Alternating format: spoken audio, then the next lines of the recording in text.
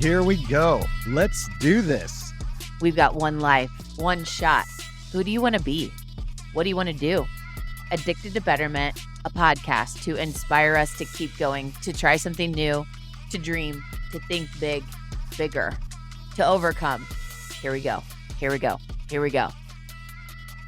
So we all have those friends, if we're lucky in life. You have those few friends that you share the journey with. And at Addicted to Betterment, that's what we always say is we're passionate about sharing this journey of life, the obstacles, the struggles, and the journey of betterment along with that. And you have that handful of friends that you've been on that journey for an extended period of time. And if you go on any journey, there's twists, there's turns, there's hills, there's valleys.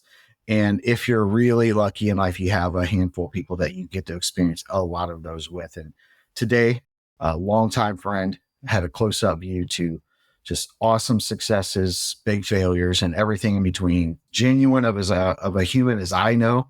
So my friend Nathan Walsh, owner and therapist of Ascend Counseling, and my own personal therapist, I might add, got me through a lot of challenges. He didn't know he was my therapist. But Nathan, it's interesting. Before we get into here, I just want to share with all of our friends who you are.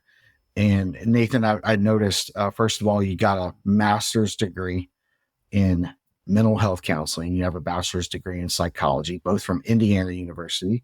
Good job. Go right. Hoosiers. If you're not a Hoosier fan. Go Hoosiers. Who? Yeah. If you're not a Hoosier fan, you can go ahead. Feel free to turn this off. No, joking. Please keep listening. You're a licensed mental health counselor in the state of Indiana. I noticed, Nathan, that you work with individuals, couples, and families experiencing anxiety, depression, substance abuse disorder, eating disorders, PTSD, ADHD, bipolar disorder, and challenges with interpersonal relationships and finances. Nathan, thank you so much for joining us today, man. It's just an honor and a pleasure beyond words to have you. And I'm excited to share your wealth of knowledge and your heart for impact with our listeners. So, Nate, welcome to the show, man. Man, I appreciate the invitation, Dave. Thank you. We've shared a lot of experiences together and a lot of life together, and we've butted heads and we've hugged and we've cried, and but through it all, we've stuck with each other, and I think it's been as powerful of a relationship for me as it has for you. And you're as real as it comes, also. And I appreciate that about you. So thank you very much for the invitation. Thanks, Nate. One of my favorite things about you is you just are real. And you don't posture, you don't act like you have it all together. And as I was preparing to have this conversation with you today, I thought that is the reason you're so impactful with the people you talk to. So, man, a note to myself as I was preparing for this, often we feel like we have to put the posture up, make sure that people don't realize that we're a shit show in some areas. And we are, but where we really make impact and where we really connect with people is in that admission of, hey, I'm human just like you. When we don't pretend like we have all of this greatness. So, Nate, man, I'm dying to know first before we get started. Help me understand with all of our friends what makes you so passionate about this, and give me the why behind it. And there are a couple of different whys, right? But number one, I'm passionate about this because we don't talk about a lot of these things, right? And we suffer in silence. And suffering in silence and creating that isolation and feeling like nobody gets it and nobody understands. It's such a dangerous place for us to be, just stuck in our heads all the time.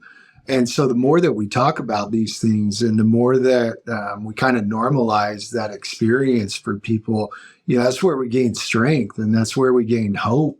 And without hope and without people that surrounded me in my most desperate times and just gave me that glimmer of, man, it can get better, right? Like you can get through this.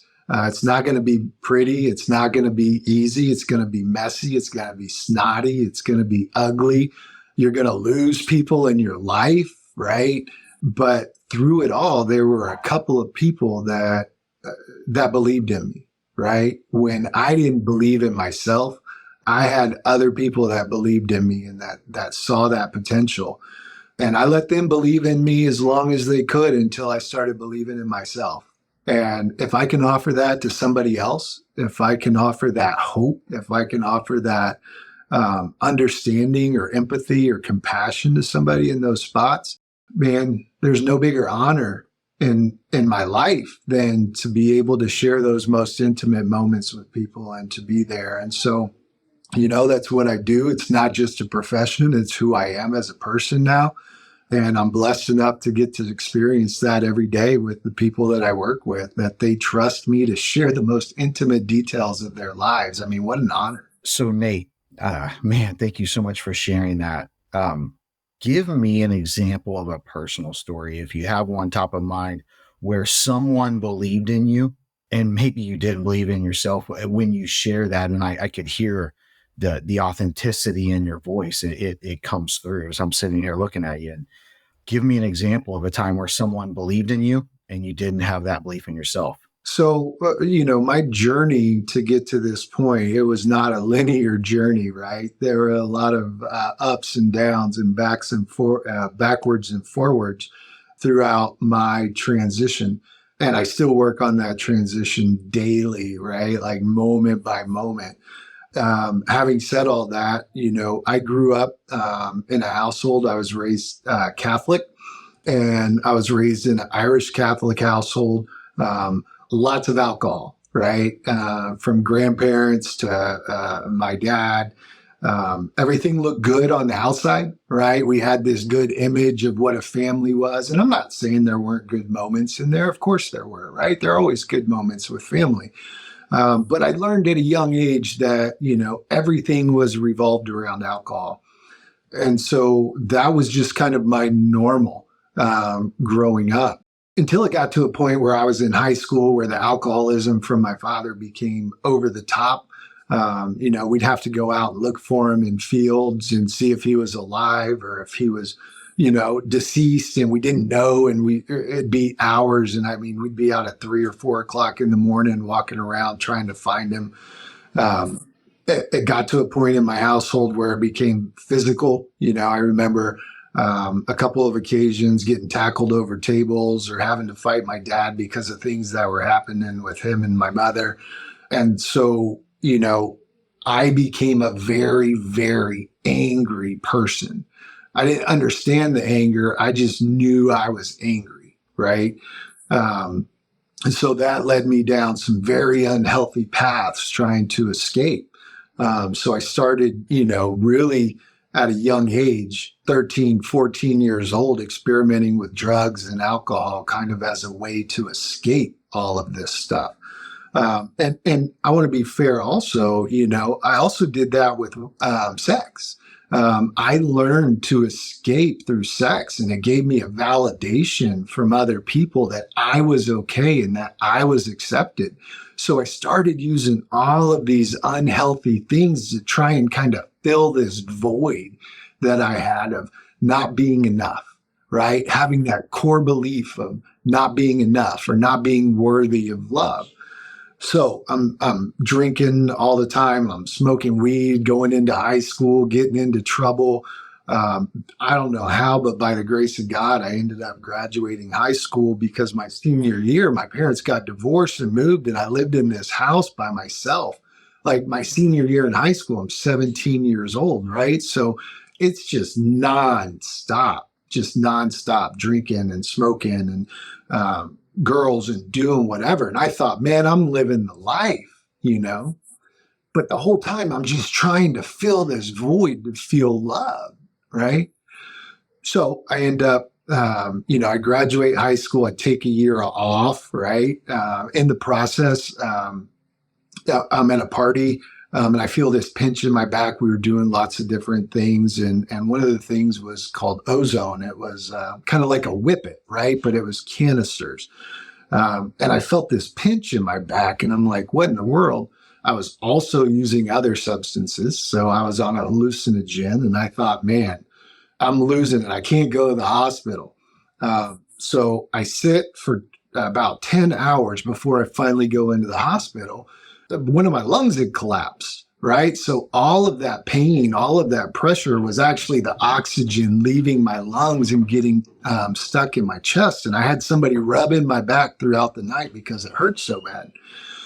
So I go to the hospital, get out. I think I was in there for a day. 2 days later, I'm back in the hospital. Both of my lungs had collapsed at that point, right? I'm in the hospital. They were called pneumothoraxes on my lungs that burst. I ended up having surgery, and I'm down for like 3 months at 18, 19 years of age, right? And most people would have the mentality like, I need to change. This is not good. Not me, right? I'm like, I survived, right? Like, I am invincible. And so I just hit it harder and I hit it harder. Eventually, that leads me to getting my first driving under the influence charge. Through all of that stuff, man, I'd never been in trouble. I'd never got caught doing anything. So I get my first DUI, and a lawyer puts it off for a year, right? I'm doing good things. I haven't been in trouble trying to plead my case. I go to court 30 days after court. I haven't even seen my PO yet. I get my second DUI. Now it's a felony, right? And I'm like, oh man, what do I do? So this is my first stint into an IOP or an intensive outpatient program. And I start learning some stuff, but I'm like, man, I'm 22, 23, whatever. So I keep going. I did try and have a little bit of sobriety in there just because I didn't like where I was at, but it wasn't enough to keep me there because I was not ready to fight for myself at that point, right? In the meantime, I'd been married, had 2 children. And so that was in the mix also. Like, I got to do better for them, but I wasn't ready to do better for me. So in 2003, I get my third DUI, right? And I'd already violated probation. So now I got 2 felonies on my record and they're sending me to prison. And I'm like, this isn't going to be good, So I go to prison. I go to RDC and Plainfield Correctional Facility, and I'm not there for long. They actually put me in a place that was called the Pumpkin Patch because we all wore orange and everybody else wore the regular colors, right? But I'm still in prison in Plainfield, and I'm looking up at these airplanes, and I'm like, these people are living their lives. I'm sitting in here, and they are living their lives. So I do my little bit, I get out, and I am determined, right? Like, I'm going to do this differently. Get out, and my marriage is a wreck, and end up, getting divorced. And I use that as my excuse to get back into that lifestyle, right? I did restaurant management. I had access to a bar. I had the keys, so it was nonstop. And I'm still trying to fill that void, I ended up meeting my current wife in 2004. And we ended up getting married in 2005 during this process. So I'm having these little glimpses of, I want to be different. I want to do things different. I want to be better for these people. But again, it doesn't last because I'm not willing to do the work. I am not willing to do the work. And I don't even know, in all honesty, at that time, like, what's the work that I need to do? So now fast forward to 2009, and God love my wife for putting up with all of my nonsense during that time. But in 2009, honestly, I had a situation where I was unfaithful. I was drinking all the time and I was unfaithful. And she said, Nate, that's it. I'm leaving. And that was in February of 2009. Well, I'm still drinking and partying. So I'm like, screw you. I don't need you, right? Whole time trying to cover up that hurt. This person, my person, is leaving. And I was in February. I kept going until April, right? And April 17th of 2009, I was that country song, right? I'm in my house. Nobody's there.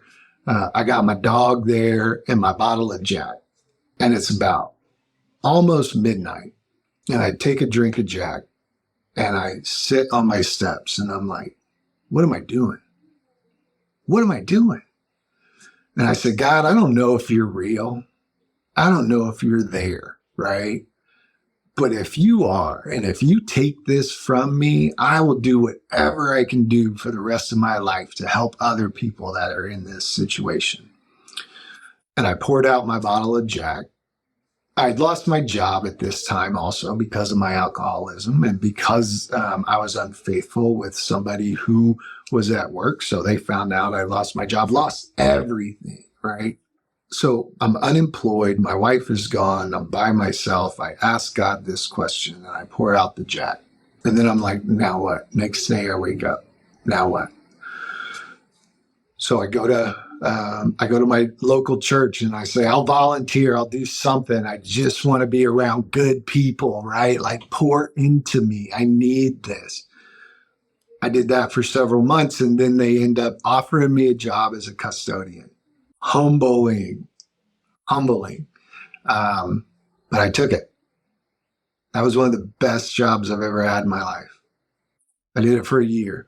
I was surrounded by amazing people that poured into me. And then they had a conference one day. It was called Desperate Households. And I started setting up and I was doing some of the audio and some other things for them. And I look around, man, and there are hundreds of people down here, right? And I'm like, what is the difference between me and them? And I thought, it's a piece of paper. They did the work. They got the degree to do the things that they want to do. So that was in November. By January, I signed up for classes to get my bachelor's degree. I started in 2010. 2.5 years later, I got my bachelor's degree. And it was a total God thing because that was the same year that they started the Master's in Mental Health Counseling program, was 2012. So I went directly from my bachelor's right into my master's program. Did that for 3 years. And ended up graduating from IU with my master's in mental health counseling in 2015. Then I thought I had it all together, right? I got it. It's all different now. I've done all these things. I've been sober for 6 years. Like my life is different. So I go back and I test the waters, and the waters were still bloodied and full of sharks. But I had people that believed in me. And if I back up, one of those people that believed in me, man, was you. You offered me a job. Nobody else did, right? You offered me a job working as a manager of your place. No questions asked. Nothing but, hey, brother, come on, right? And it makes me emotional because that was one of the most powerful moments. And we shared some great experiences through there, but you didn't question me. You didn't judge me. You just accepted me, right? And then there were two other guys, Scott Hunley, who's a counselor and a mentor, and Luke Erb at the church, who just became a great friend of mine and just an all-around good dude, and they poured into me. But 2015, I relapsed, and I got another public intoxication, thought everything was done. All of the things I had worked for were done. So I got in and I started doing more work, and I started working on myself and understanding what it is and where it comes from. And I started gaining more hope, right? And I started seeing my effect on others and impacting them and changing lives.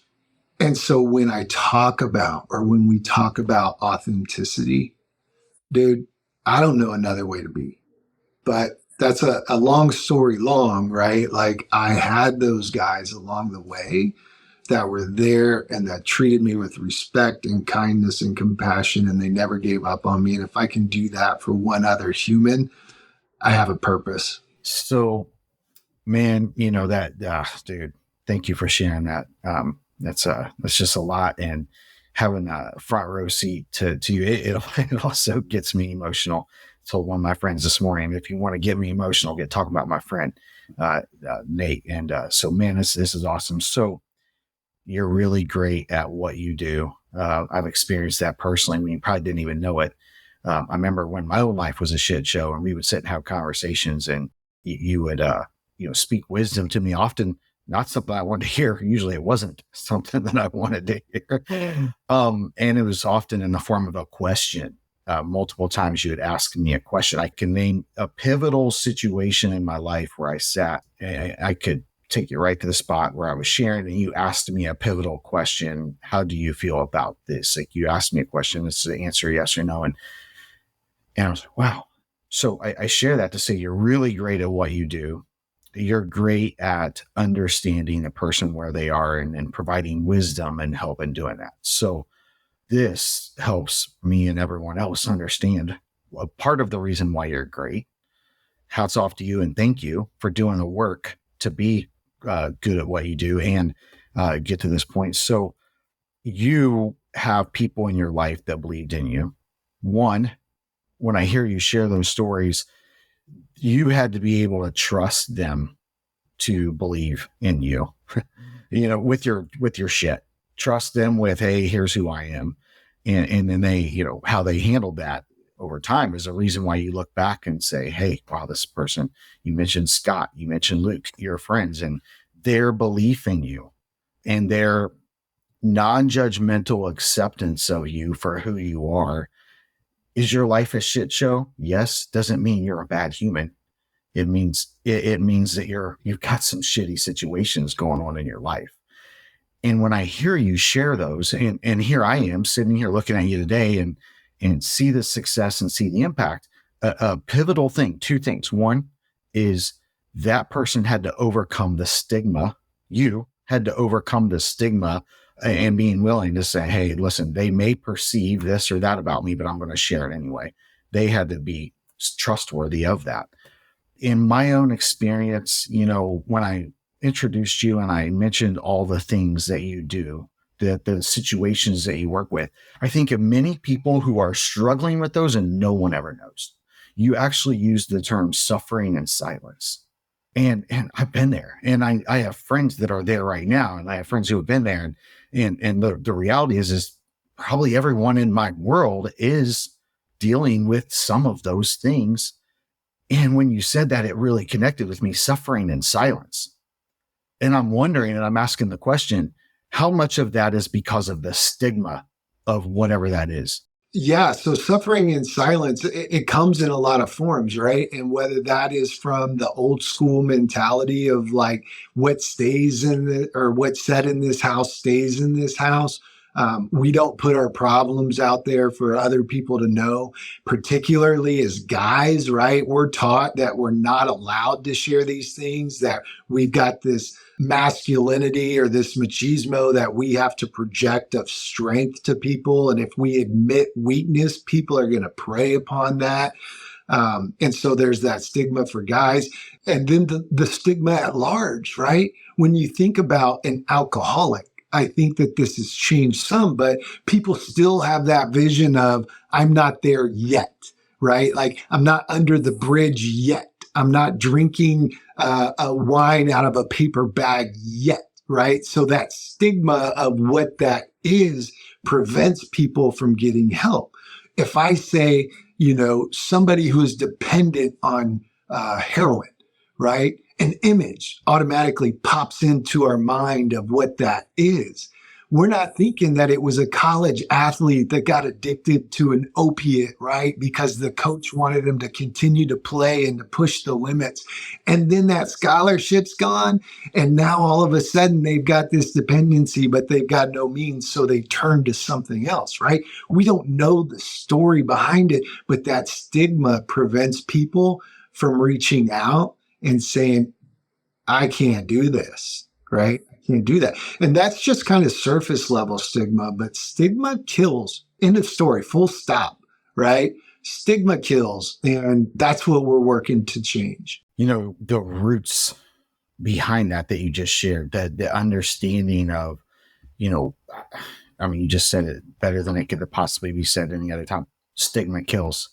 It kills. And the result of the stigma is the suffering and silence that prevents us from reaching out to help. And listen, Nate, you're a trusted friend, and I'm grateful to have people like you in my life that have seen the front row seat to the shit show. But the reality is most of my life I've spent just in that exact place that you described, afraid of the stigma. I know as we're talking about this, I know how many people are listening to this right now and like me, almost in tears or feeling like, oh my gosh, I relate to that. It's, you're afraid of the stigma, and then it drives you deeper into that Isolation. isolation. You don't know how to reach out for help. And, and I've had situations where I did reach out for help and it came back and bit me in the ass. Yeah, there's so many levels to that. So the stigma often keeps people from reaching out for help. It keeps, as you said, suffering in silence. Discuss how stigma affects access to treatment and support services. Yeah, it's preventative, right? Like people have this image of what it is like to go to a residential program. There's fear that's associated with it. There are reasons why people can't put themselves first to get in that situation. I also was an adjunct teacher. That was one of my goals after I graduated, was to become an adjunct teacher for Indiana University. And I was blessed enough to be able to do that for a couple of years. And I taught a course called Introduction to Substance Abuse Counseling. And every year at the beginning of the semester, I would tell people, you're going to go to a recovery meeting, right? They have open meetings to go to where anybody can go. They can experience it. They can understand what it's like, right? I had every reason in the book thrown at me why people could not do this, right? Nobody wanted to walk through those doors. Nobody wanted to be seen as that person. Nobody wanted to say, I know somebody in there or somebody saw me. Now, these are college students. Not to say they don't have problems, not to say they don't have challenges or trauma or other things they've been through, right? I don't want to minimize that experience. But now take that and amplify that by somebody who has lost everything, right? They're facing jail time. They're completely broken. I don't like that. Let me challenge that thought. Nobody is broken. We are all hurt, right? And so they are extremely hurt or traumatized. And the thought of walking through that door is so overwhelming, right? Every single student, and I'm not saying that lightly, every single student that I had afterwards that went and that did it thanked me. I made them do a reflection afterwards, right? And every single one thanked me because they were like, that is not at all what I thought it was. It was so powerful. There was such a community there, right? But that initial stigma prevents people from walking through that door to say, I need help, right? But once you do, and you're willing, that's the key, right? Willingness. What am I willing to do? Changes everything, but that stigma is a huge barrier that keeps people from getting the help that they need. Nate, wow. I can't imagine what my friends are. If you can't feel the power in this as I can, it's something. So list off forms of addiction that people would, because one thing I don't want is, it's easy for all of us to think what we have is not addiction. Name some of those things that people might not first come to mind. Yeah. So one of the things, and I know this is a personal thing for me, and you might buck back at me a little bit, and I'm okay with that, right? Because I love that. Is when I'm working with an individual, that's one term that I try and stay away from: addiction.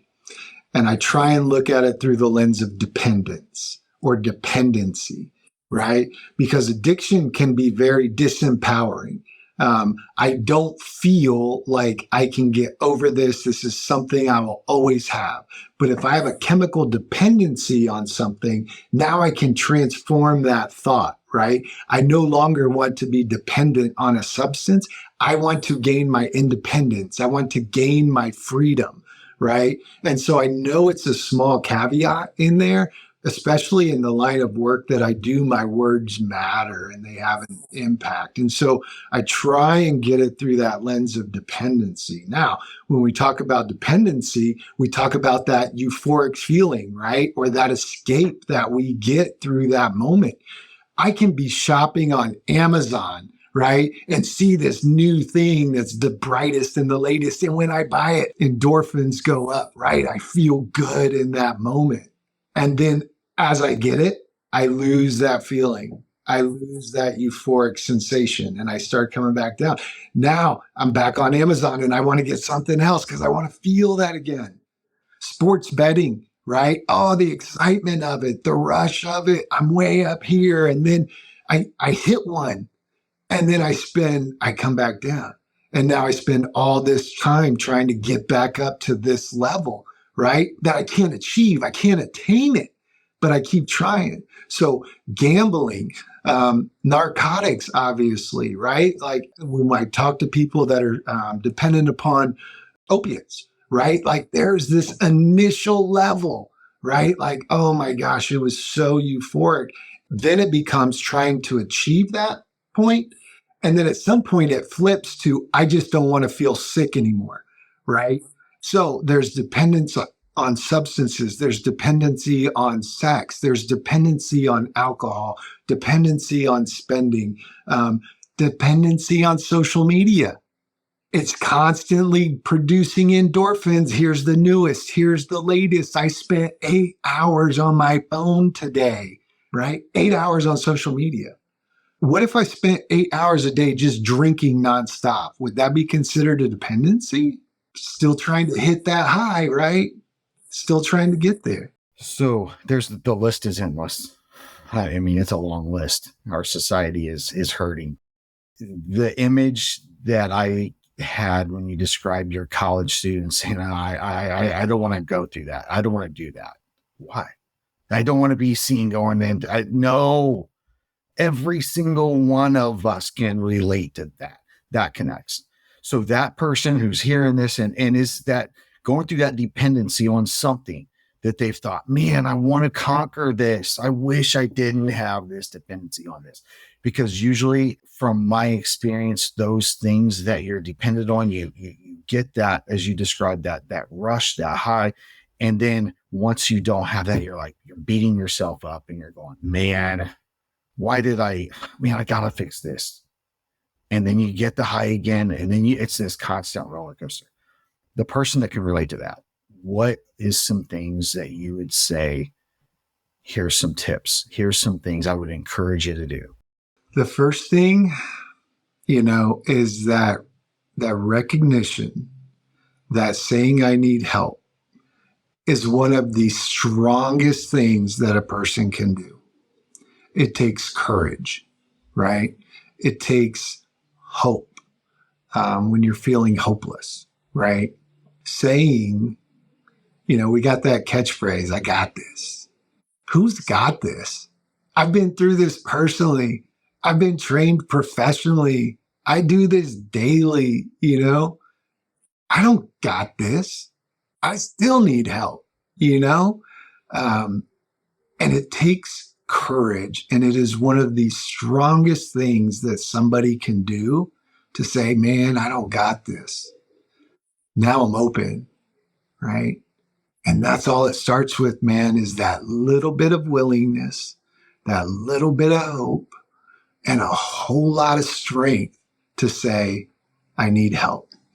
Now, once you do that, whether that's through a community center, whether that's through a church, whether that's through getting an assessment to see where you're at, what level of care that you need, right? There are lots of different places and resources that you can go to get connected. Maybe it's walking through the door of a recovery a grassroots recovery network like an AA or like a Celebrate Recovery or like a Narcanon, right? Maybe it is something along those lines for you. But maybe that dependency is at a level where you need more help and where you need more support. And that's where we come in, right? Is to get you connected to the right level of support that you need to give you the best opportunity to be successful. And that's all that we can do is create those opportunities for individuals. So it just starts by having the strength to say, man, I don't got this. Friends, this is Addicted to Betterment. This is what we're here for. Life is a journey. It's easy to pretend like we have it together, and it's easy to pretend like we're at the top. And often we are pretending we're at the top and we feel like we're at the bottom. the message I hope that we all take from this today, number one, is the stigma is a killer, and you don't suffer in silence. Don't suffer in silence. Recognize, find someone that can be that safe space. And here's a message I want to add to that is, if you get the opportunity for someone else to borrow your belief in them, be that. I mean, be that. If you have that person that is at the bottom, and you see that they don't have someone who just simply believes in them when they don't believe in themselves, be that. Nate, my friend, brother, you are an impact on me. You elevate my life, and I know the impact that you have on so many. Thank you for being a friend. Thank you for being a brother. Thank you for taking time to share Addicted to Betterment with our friends. I can't wait to have you back. Absolutely. Can I add one small thing real quick? Please. Yeah. Hey, the only other thing I want to say, man, is I'm not special, right? It's not because I did this or because of this or that. I'm not special. I just was willing to do the work. And I say that as a sense of encouragement to anybody else, right? A willingness to do the work and the belief that things can get better and improve. But hey, man, I'm not special. I'm just me. So you just listened to this episode. Now, join us in being addicted to betterment. Please subscribe to the show, share with your friends, tag us, and please take a moment, leave a review. Yeah, we do want your stars, but we really want the feedback.